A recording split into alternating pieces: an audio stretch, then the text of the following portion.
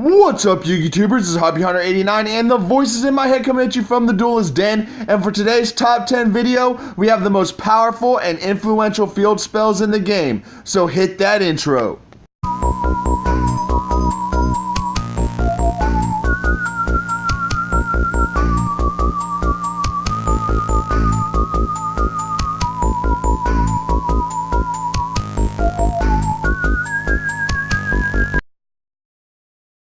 Alright, starting off the list, we have the Seal of Orochicas. Now what this card does is all monsters you control gain 500 attack. Once per turn, this card cannot be destroyed by card effects. While you control 2 or more face-up attack position monsters, your opponent cannot target your monsters with the lowest attack for an attack. And if this card is activated, destroy all special summon monsters you control. You cannot special summon monsters from the extra deck, and you can only activate the Seal of Orochicas once per duel. Now, this card is super powerful. It is currently a limited status, which I really don't see the point of since you can only activate it once per duel. But still, it is super powerful, especially combined with cards such as Hippo, Carnival, and Scapegoat, giving you easy access to lock out your opponent from attacking you altogether. Furthermore, this card does see a lot of play these days in barrier statue stun decks. So this card's power just really speaks for itself, in my opinion.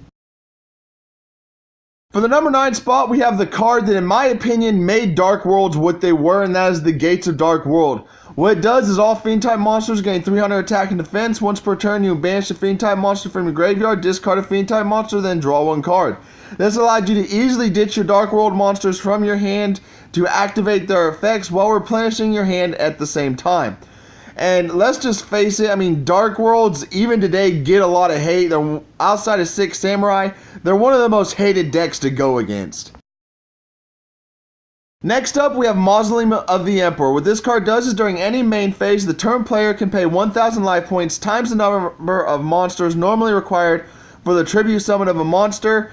You can only do this a maximum of up to 2,000 life points.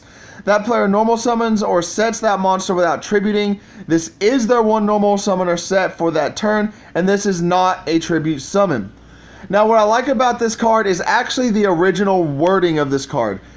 Before the errata, it did not have the maximum of 2,000 life points. So you could easily use this card to bring out your Egyptian gods just by paying life points instead of actually tributing monsters. Now, with the errata for a maximum of 2,000 life points paid whenever you do this, you can't use it for the Egyptian god cards anymore, but it does still have uses in decks such as Monarchs and True King, True Dracos as well. Coming in at the number 7 spot is Cypher Circuit. Now let's face it, Cypher were a pain in the ass to get around, and this is the card that made that so. What it does is if a Cypher monster is special summoned to your side of the field, except during the damage step, you can immediately, after this effect resolves, synchro summon 1 synchro monster using only Cypher monsters you control. At the start of the damage step, if a Cypher monster you control battles an opponent's monster, you can discard 1 Cypher monster. Your battling monster gains attack equal to the discarded monster's attack until the end of this turn. So not only does it allow you to synchro summon during your opponent's turn right after you use a Cypher effect to special summon, but it also has a built-in honest type effect that allows you to get over pretty much any monster that your opponent has attacking your Cypher monsters. At number 6, we have Closed Forest. Now, a lot of newer players may not know why this card is so powerful, but for those of you who do remember the days when only one field spell could be active between both players, you'll know what I'm talking about. When the game was determined by who could keep a field spell out on the field the longest, this card really took the game hands down. What it does is all beast type monsters you control gain 100 attack for each monster in your graveyard, and field spell cards cannot be activated. Field spell cards cannot be activated during the turn this card is destroyed. Now, what made this card so powerful is unless your opponent had a Mystical Space Typhoon or something like that ready to take this thing out, then your opponent could not get a field spell out on the field to gain their advantage. This could shut down Dark Worlds, Harpies, pretty much every deck back then really required their field spell to be active and on the field, and if you couldn't activate your field spell, you were just pretty much screwed out of the game, and that's what this card did.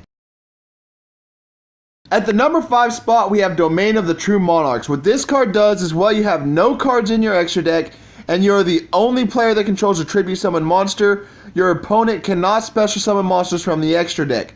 Next, it says if a tribute summon monster you control attacks an opponent's monster, it gains 800 attack during damage calculation only. And once per turn, you reduce the level of one monster with 2800 attack and 1000 defense in your hand by 2 until the end of this turn, even after they are summoned or set, and even if this card leaves the field. Now, this card is very, very powerful, and let's break it down and explain why. First of all, if you control a tribute summon monster, which in Mega Monarchs is very easy to do, you have locked your opponent out of using their extra deck. So unless they can get this card off the field, your opponent is essentially screwed.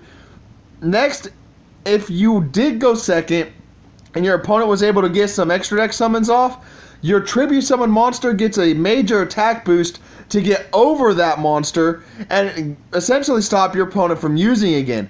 Third, you can essentially tribute summon one Monarch card in your hand this turn for one less tribute. And even if your opponent destroys this card in response to that activation, you're still going to be able to tribute summon it for one less tribute. Now, Mega Monarchs were a very powerful deck because of this card in an era where the extra deck is essential to winning a game.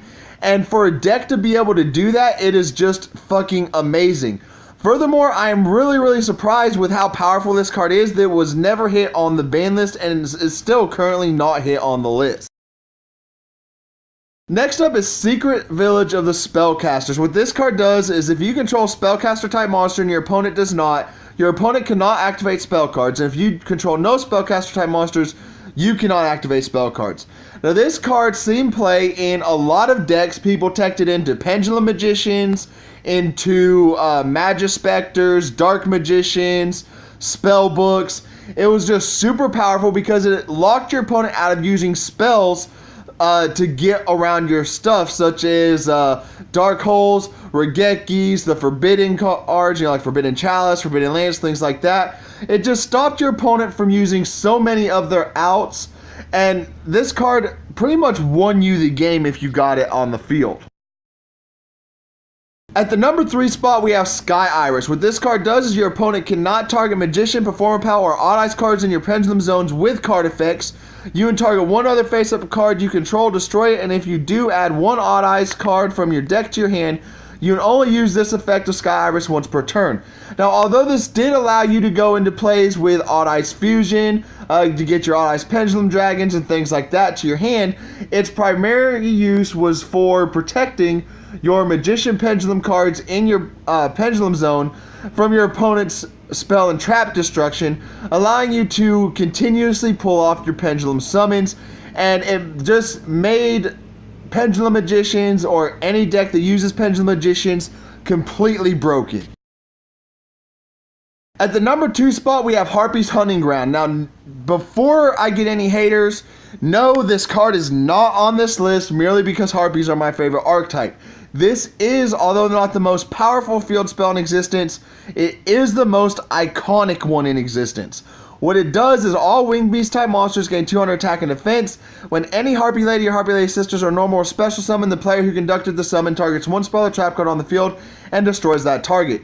Now, the only thing I don't like about this card is this destruction effect is a mandatory effect. So if this is the only spell or trap on the field, when you summon a Harpy Lady, then you have to destroy it. That's the only thing I don't like about this card. But being able to wipe out your opponent's entire back row with just a few quick summons off your Harpies is really, really good, and it makes Harpies super powerful and still one of the most iconic decks around even to this day. At the number 1 spot is Necrovalley. Now, what this card does is all Gravekeeper's monsters gain 500 attack and defense. Cards in the graveyards cannot be banished and negate any card effect that will move a card in the graveyard to a different place and negate any card effect that changes types or attributes in the graveyard. Now, this card has gone through so many erratas, I'm not even going to go into that because of how many. But it has been teched into a shit ton of fucking decks over the years.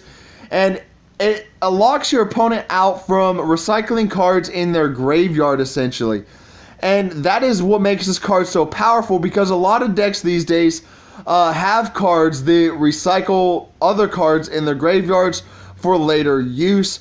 And one thing that I don't understand is, with as much play as this card is seen throughout the years, with as much as people still use it, this card is not on the ban list at all. It's still legal at 3, and I just don't get that personally, in my opinion. I think it should be, like 2 or 1 or something like that. But I doubt that's ever gonna happen. Well, I hope you guys enjoyed this video. Let me know what you thought about it in the comment section below. Also, if there's a card you think should have been on this list that is not on this list, let me know. And there's a card on this list that you felt should not have been on this list, put that in the section below as well. As always, make sure you like the video and subscribe to the channel. And don't forget, I am doing a Maximum Crisis pack giveaway where I am giving away 5 packs of Maximum Crisis. But I need to have 100 subscribers by July 4th in order to do that giveaway. And a quick reminder, don't forget to check out the Duelist Den Facebook page. I put updates for the channel on that page every Sunday and when I post a video on the channel. And until next time, this is Harpy Hunter 89 and the voices in my head signing off. Take a shot at me, running side by side. It's a blur as I go by. I can hear you breathing, I can see you coming, I can feel the wind that's blowing me around. See the sun arising, fire.